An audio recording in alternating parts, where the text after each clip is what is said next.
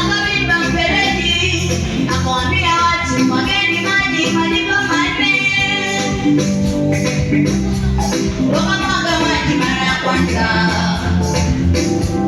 wakamwaga maji mara ya pili, wakamwaga maji mara ya tatu.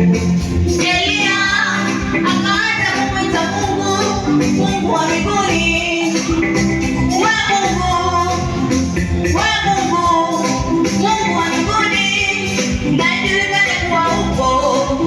We Mungu, we Mungu, Mungu wa mbinguni, najulikane kuwa upo. Moto kashuka ukaramba ile sadaka, ukaramba zile kuni, ukaramba na yale mawe, ukaramba na yale mavumbi, ukaramba na yale maji.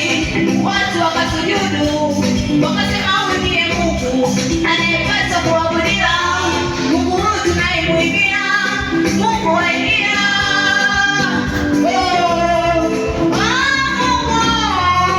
Mungu ni Mungu tu. Mungu Baba, Atabaki kuwa Mungu tu. wewe Mungu wa mbinguni jamani. Mungu ni